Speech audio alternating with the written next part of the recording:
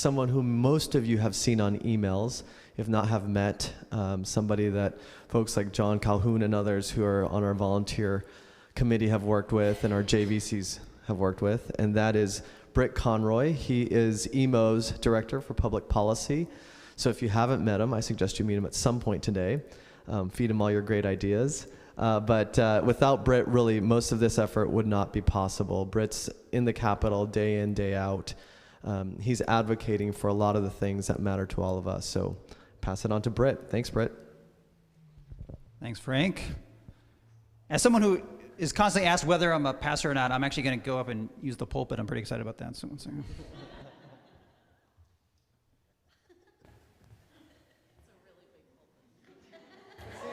I know.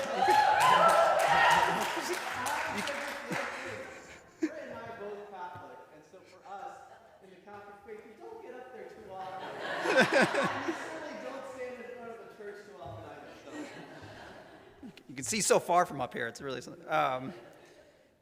Just welcome everybody. Really appreciate you all spending your day here and lifting up our values, our collective values, and lifting up those who can't join us today. Many people aren't able to join us today, but desperately need advocacy at the Capitol to take place to make sure that they and their loved ones thrive. So I'm really excited to have you all here. And to start us off this morning, we want to talk about how to powerfully convey our story, the why we are here, no matter the issue that brings us here today. So leading this conversation are Reverend Julia Nielsen, Executive Organizer at Levin Community Land and Housing Coalition, Reverend Melissa Reed, the Bishop's Associate for Vital Leadership and Sacramental Organizing at the Oregon Synod of the ELCA, and Reverend Ron Werner Jr., Founding Director of Together Lab. So please welcome them.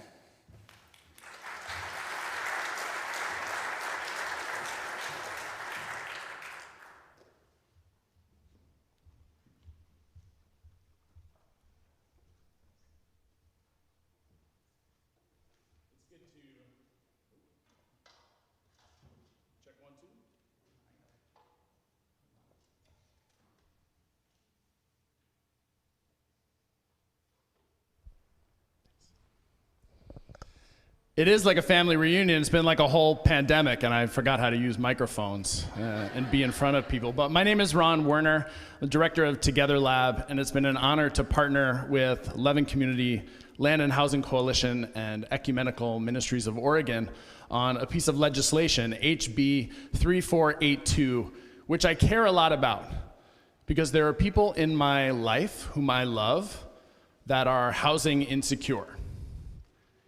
And there are people in my life who are for building affordable housing, but are susceptible to not in my backyard NIMBY narratives.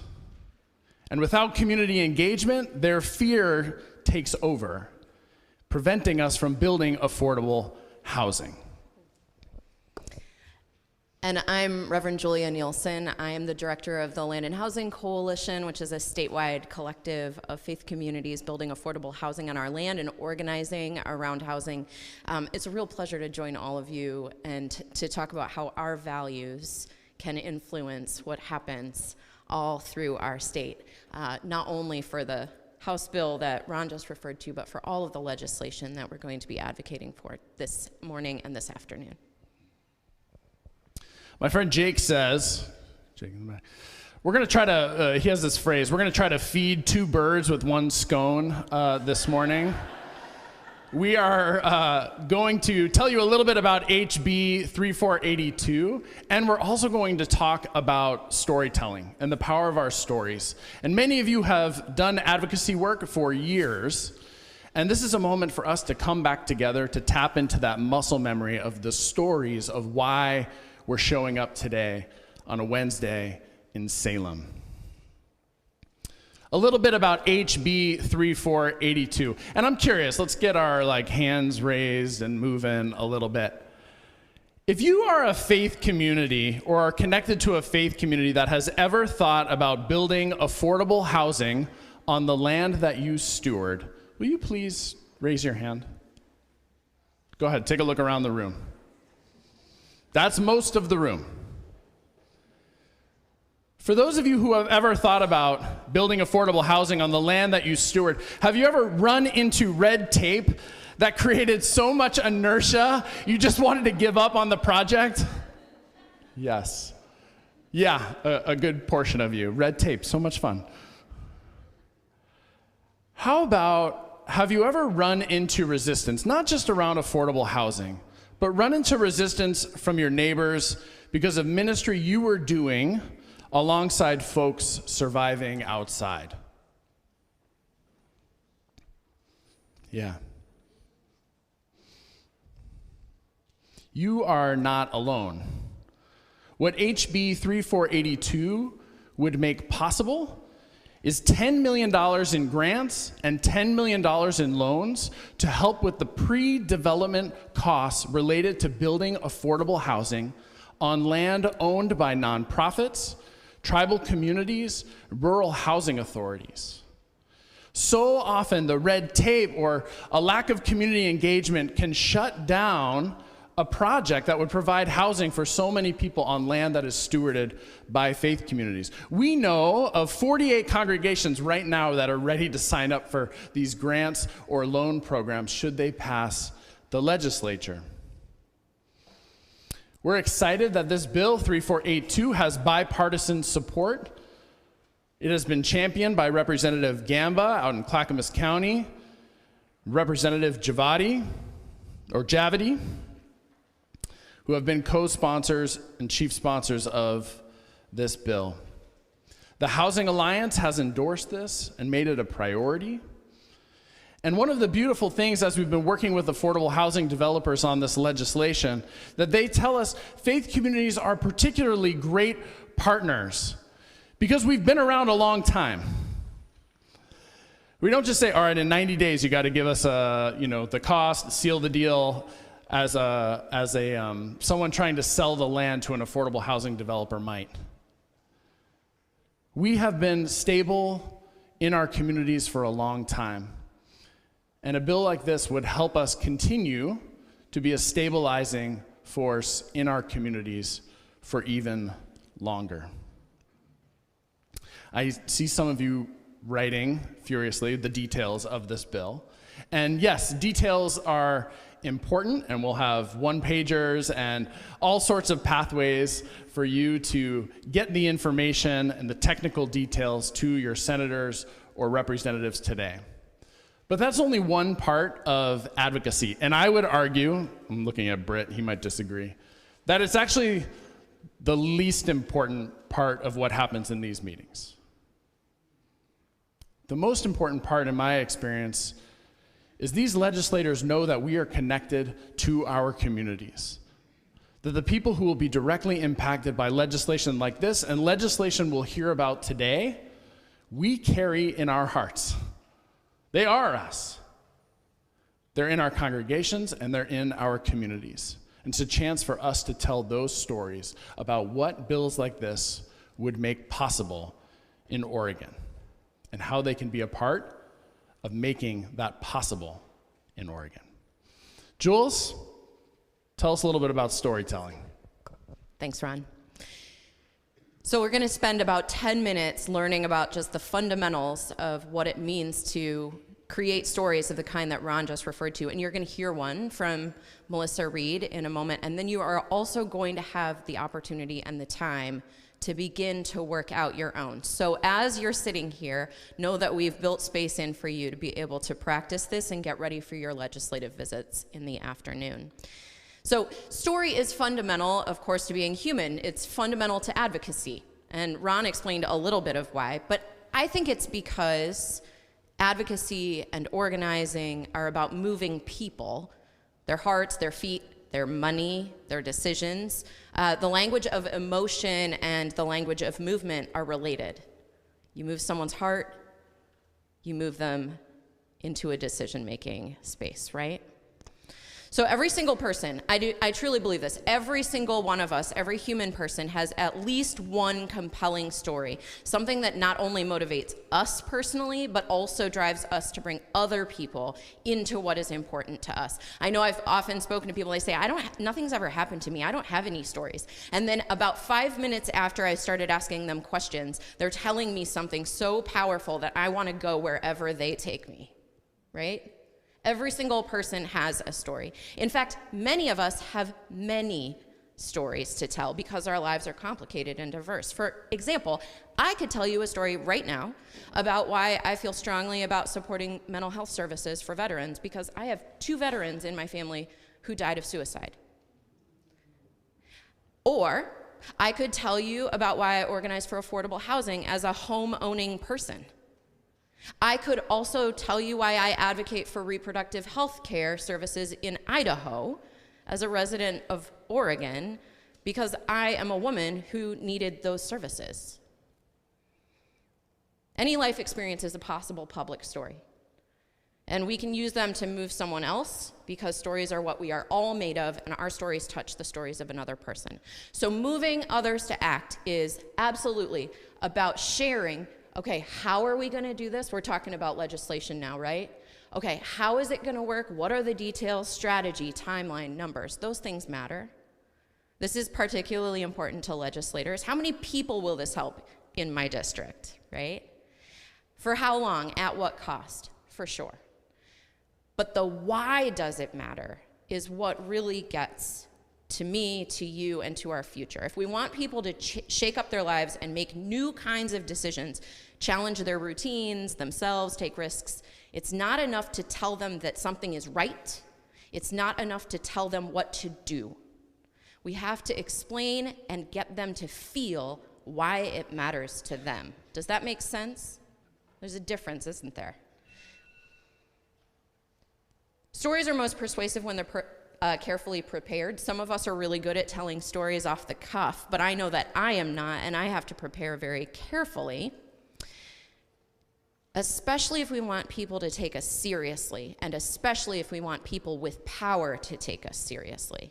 And if we want that, then we need to take ourselves seriously and prepare for these kinds of conversations.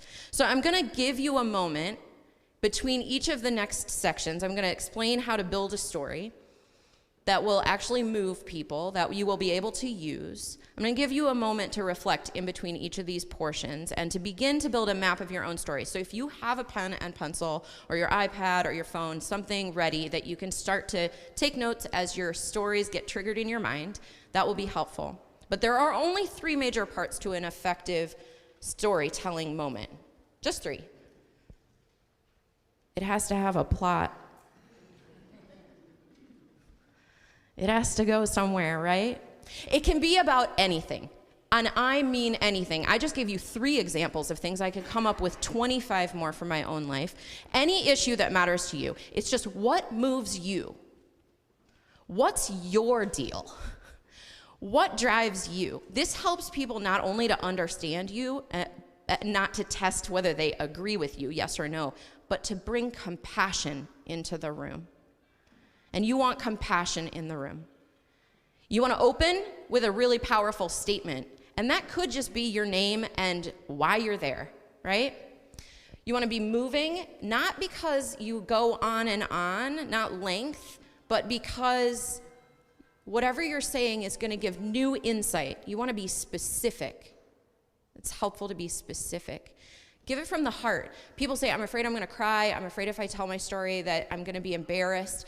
That actually is very powerful. Don't be embarrassed by strong emotions or being overwhelmed and overcome by your enthusiasm. It doesn't have to be smooth. It just has to be authentic.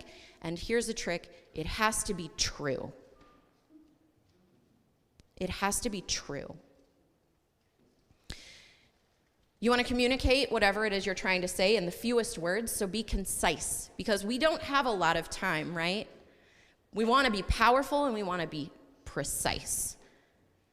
And I want you to have the courage to actually go a little bit deeper. We like to smooth and gloss over things. I think it's actually really important for you to say, This bill, this piece of legislation is important to me specifically because it will have an impact on people I love, and I want to tell you about one of them, right? Something like that.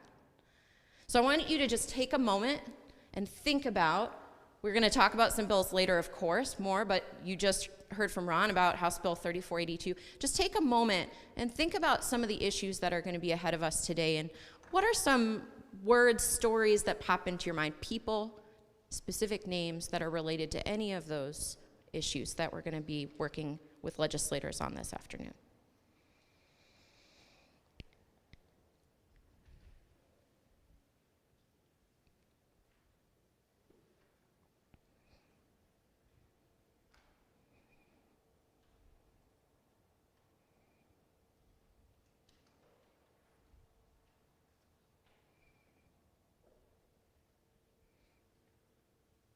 And you'll know you're getting somewhere when you can think of something because it made you afraid, made you worried, it made you sad, it moved you, or it gave you a sense of hope, right?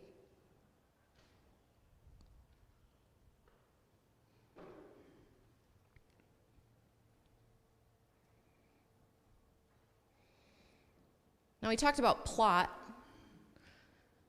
In a plot, there's always a challenge, right? There's a pivot point, there's a turning moment. And you, the storyteller, in whatever story you're about to tell, you have faced a choice either to look at the problem and decide what you were going to do about it, or to turn away. And for some reason, you decided not to turn away. You felt you had to respond. Some of you responded by coming today and saying, I'm going to talk to some elected officials about this thing that matters to me. So I want you to think for a moment about these questions now, maybe related to the same story that popped into your mind a moment ago. What's the choice here that we've got to make? There's the world as it is, and then there's the world as we want it to be. How do we get from here to here? What do we have to choose instead? What's the tension, maybe, that you feel there? Well, the world could be like this if. The important part is to introduce incongruity between what the hearer, whoever it is, whether it's me or Senator Woods or Representative Nasi, whoever it is, something where that person thinks they know something about the world. And what they now know because of what you said, they cannot any longer deny knowing it. I walked into this conversation thinking this, and now I have information that I have to deal with. What happens here is where you all come in. That's where the story happens. So think about that challenge. Just take a moment. What's the challenge here?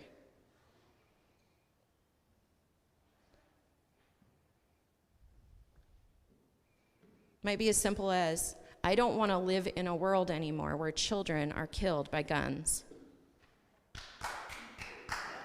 Right? Full stop.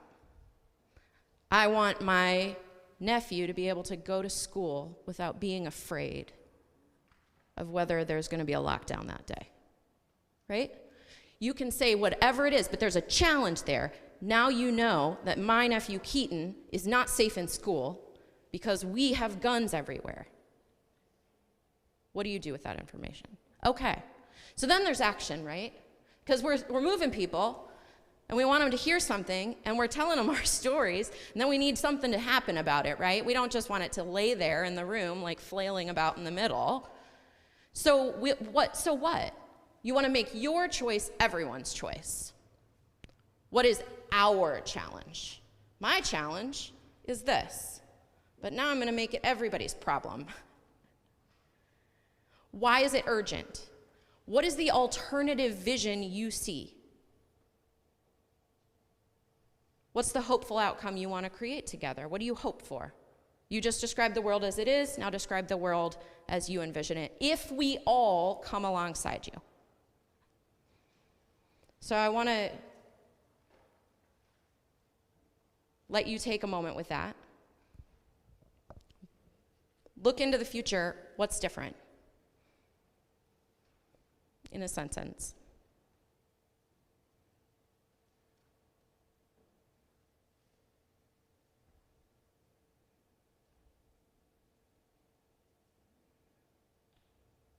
Now I want to invite Pastor Melissa Reed forward to tell you a story as an example.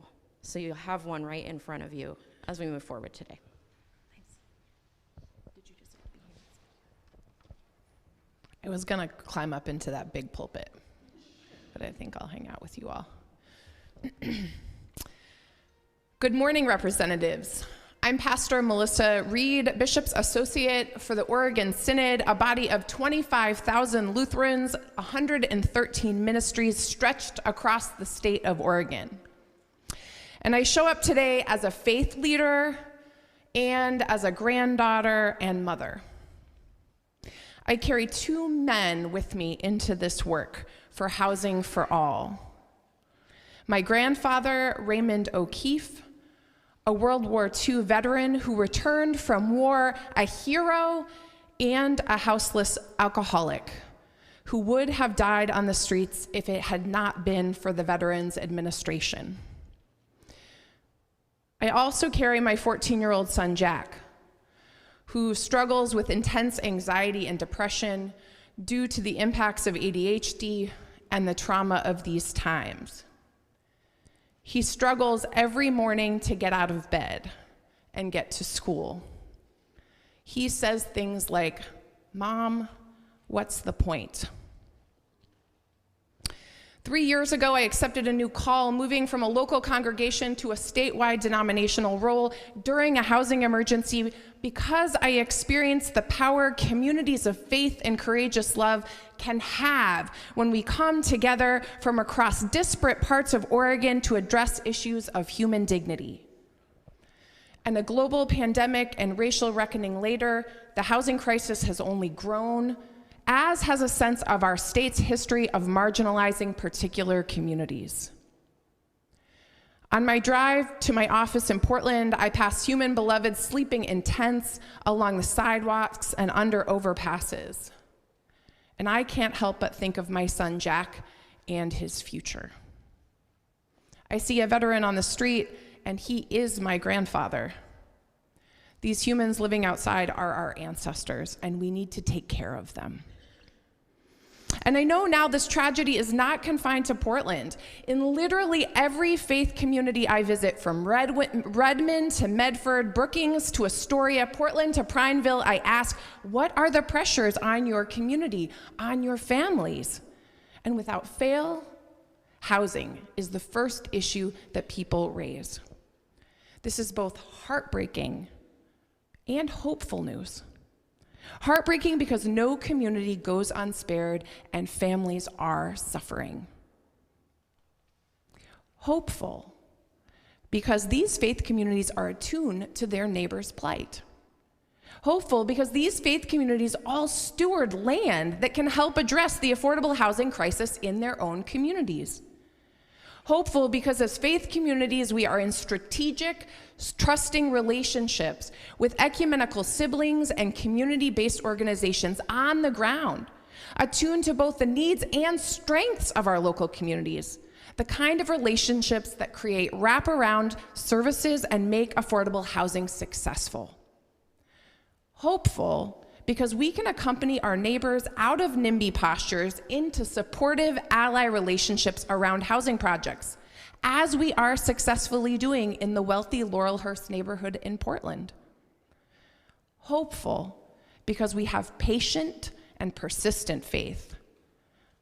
People of faith can wait a long time to see us through the long, intentional process that is building affordable housing.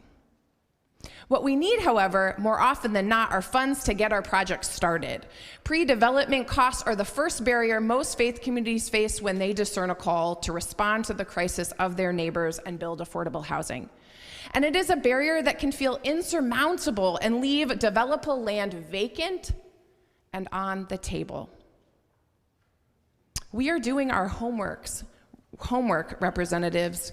We are heightening our awareness of faith as faith communities to the oppression and destruction colonization has had on communities of color in this state, and the role the church has had in that story. A story that results in our ownership of the land.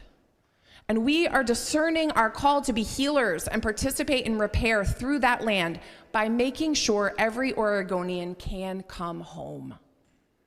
HB 3482 helps to clear that initial barrier to building housing on faith-stewarded land. HB 3482 helps to clear the barrier of more stable housing in every neighborhood in this state. Neighborhoods where children attend school, people work, people worship, people make life together. HB 3482 helps clear the barrier to Oregon being a place where all people can thrive. Governor Kotek has made housing her #1 priority to construct 500,000 homes needed to bring Oregon home in the coming years. For us, this is more than a goal. It's a horizon of life to move forward together toward. And we are asking you, our representatives, to vote yes on HB 3482 so that our faith community lawns become living rooms where children come home to do their homework. Our unused parking lots become kitchen tables where home-cooked meals are shared, and our land becomes bedrooms where people can sleep safely at night. If we can envision it, taste it, feel it, we can get there. Oregon's faith communities are ready to answer the call and make this our reality with the passage of HB 482. And we are asking you, our elected officials, to help propel us into that not so distant future. Thank you.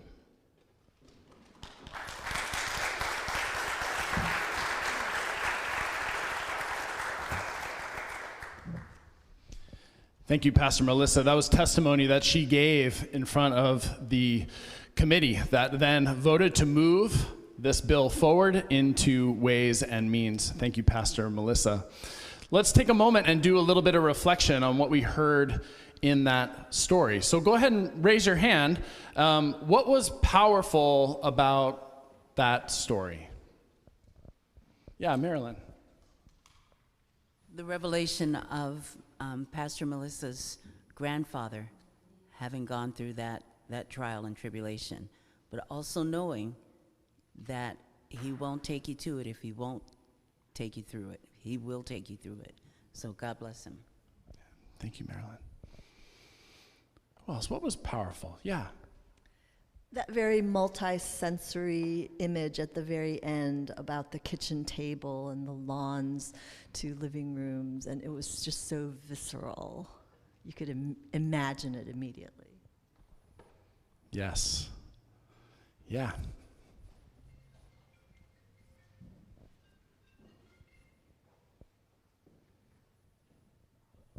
She did a great job, and she included people of color and marginalized group. I'm an asylum seeker, and there is no federal things to assist me or the refugees because it was blocked by somebody, but that's facilitated. Thank you, Melissa.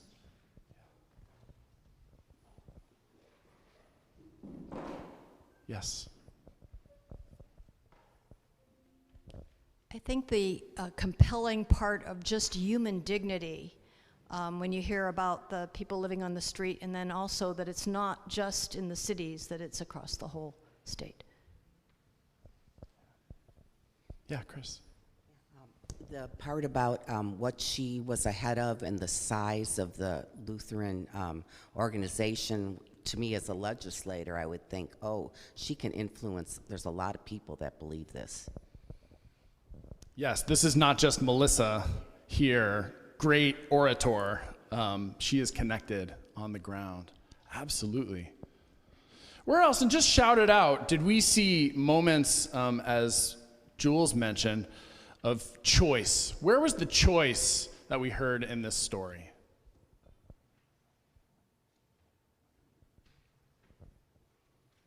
If you, yeah. Mm-hmm.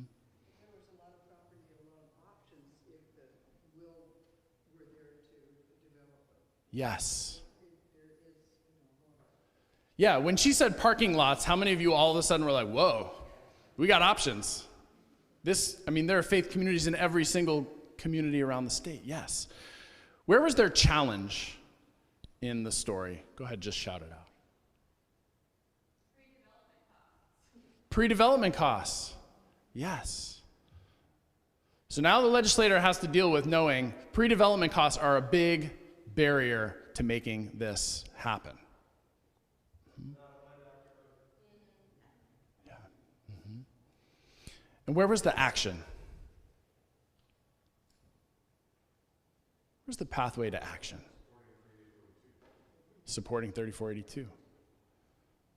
Yeah, Pastor Melissa brought it right back to the bill. Here is what passing this can make possible in our communities. Living rooms where lawns used to be. Kitchen tables for kids to do their homework where there were parking lots. Very powerful, thank you. We're gonna take 8 minutes for y'all to craft your own stories now. And it won't be as polished and eloquent, and that was for giving testimony.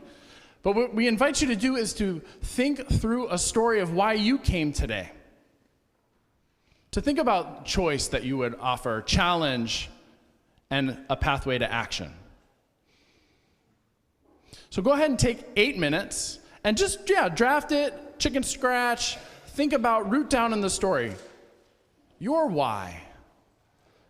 And prepare a 2-minute, or could be a 1-minute story.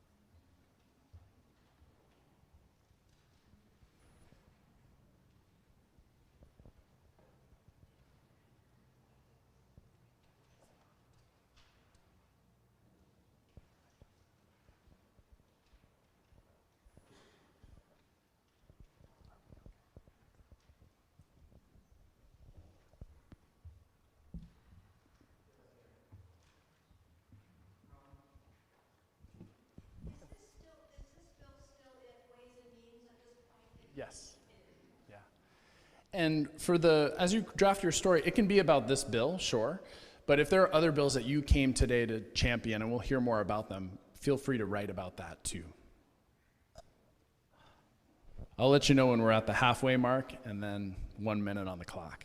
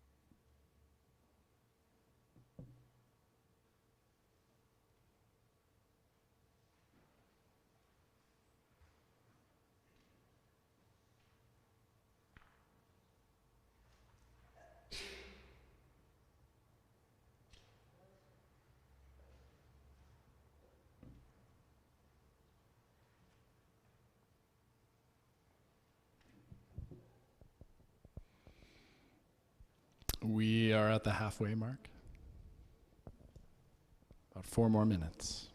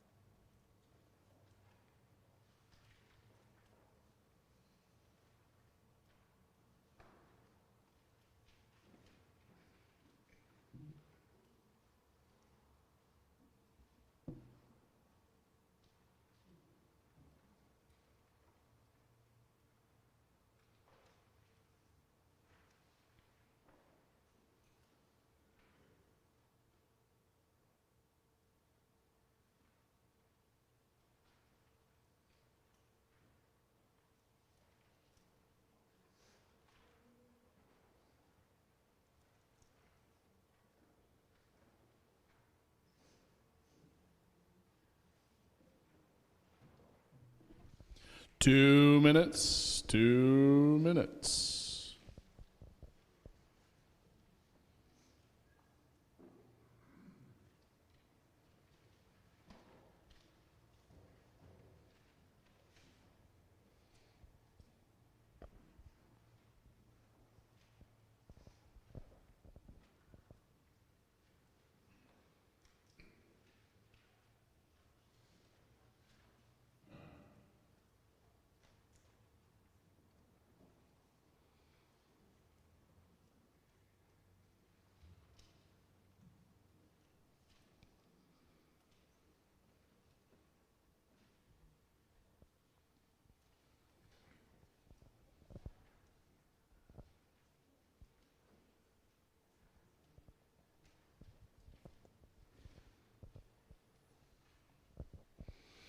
Okay, go ahead and start to wrap up your final thought. I'm resisting every urge to do a countdown. I've been watching way too many NBA playoffs. The shot clock's winding down. What is the bill number? I don't remember. Okay. Go ahead and put your pencils down or stop typing for a moment. Part of what is so powerful for me about Interfaith Advocacy Day and taking this time together is we get to stitch together a bigger we from across the state. Different faith communities coming together for a common purpose. And so we are going to take a moment now to practice, because practice doesn't make perfect, practice makes possible. So what I invite you to do is to turn to your neighbor, and here's how this is going to work. You're going to each take turns, and we'll have 2 minutes, to share your crappy first draft of a story, right? This isn't polished, this is just practice. Each person will have 2 minutes, and then after the story is shared, the person who was the listener of the story will have 1 minute to offer some feedback about the story. What was particularly powerful, or what did it make them feel, or where did it feel long or a little confusing? And we'll offer some feedback to one another. Now, this only works, it's going to get loud in here. So move around, figure out what you need to figure out. And I will be our timekeeper. So you don't have to worry about any of that. And at each juncture, I'll restate what we're doing in that moment. So you don't have to hold the instructions in your head. Just the story and the listening. Sound okay? We up for an experiment? All right, cool. Go ahead and pair up.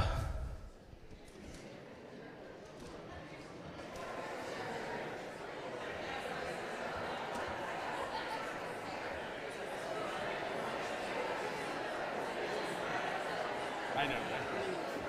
Yeah, totally. I forgot how much I enjoy watching. Let me just tell them. speak. Hold on 1 second. We got.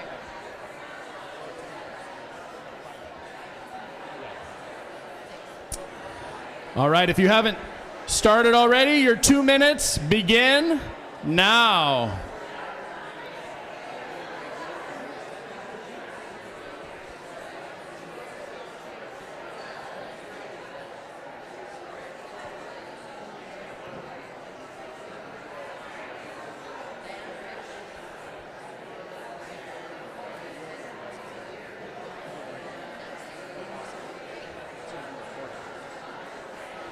This is a text message.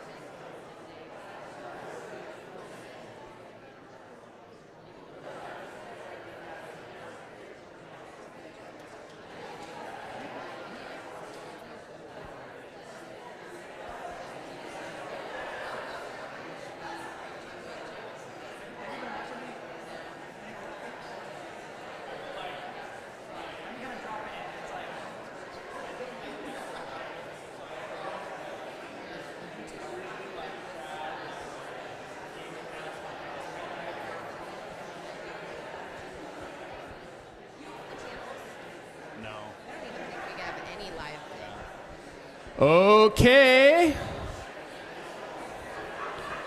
First person is done for now.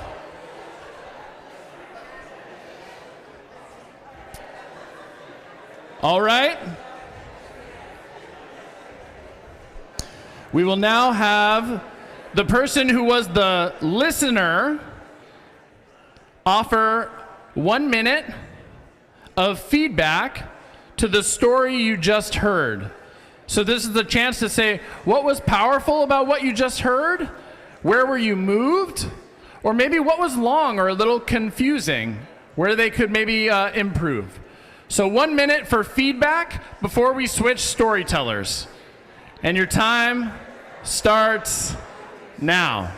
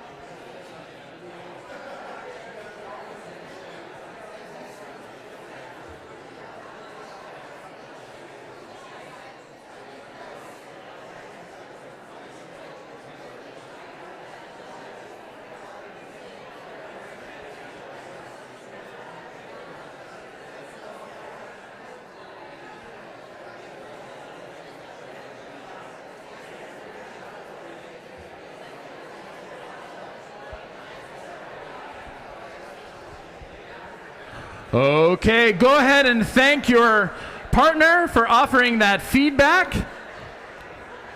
And prepare to make the switch to the other storyteller. So we are now going to switch to hear your partner's story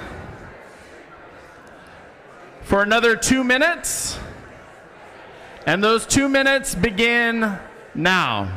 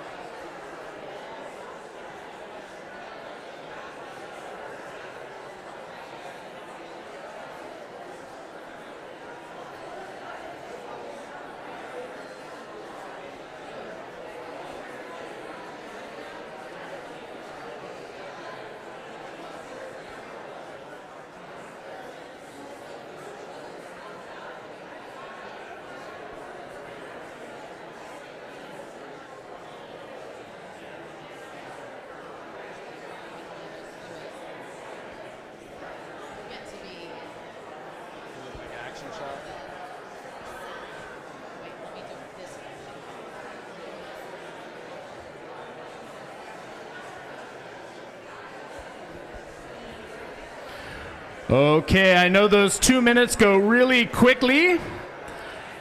It is now time for that person to stop sharing their story. And it is time for your partner to offer 1 minute of feedback. What moved you in the story? What did it make you feel? What was powerful? Where did it feel maybe a little long or confusing? Go ahead, our last 1 minute on the clock starts now.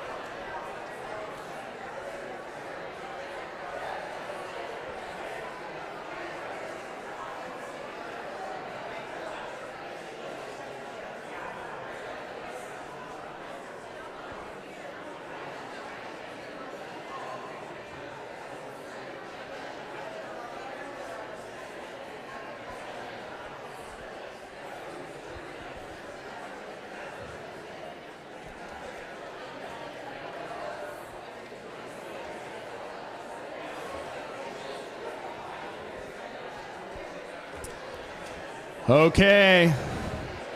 5 seconds on the clock. Get the ball to LeBron. Better yet, get the ball to Dame Lillard. 5, 4, 3, 2, 1. Okay, I invite you to come back to the room. Come on back to the room.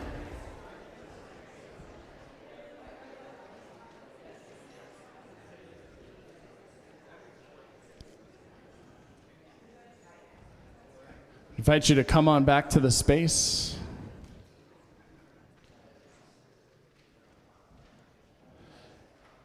And imagine those voices, the rumble that we heard in this sanctuary rumbling throughout the rotunda of the Capitol today. Because the stories that we are weaving together in here are going to be told in those corridors of power. Do we feel a deeper sense of yes? Saying yes to bills like HB 3482? Yes? Yes? Do we feel more powerful and rooted and grounded in our stories? Yes. Are we going to talk today about climate? Yes. How about gun violence prevention? Yes. Criminal justice reform? Yes. Hunger? Yes. Tax reform? Yes. Immigration? Yes. That's right, because we're a bigger we and we're a bigger yes in Oregon. Thank you.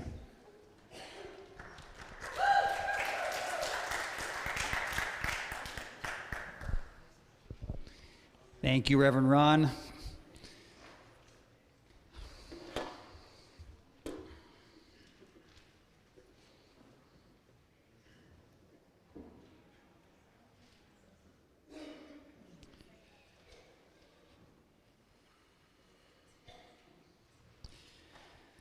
Such powerful stories spoken here by our guests, equally powerful stories in all our hearts, and soon, as Ron said, in the Capitol, when we bring those stories, those challenges to those who hold power in our state. You know, there are 4.5 million Oregonians and just 90 legislators. That is power, and it is power waiting for your stories, for your directions, for your challenges of them. A really quick announcement.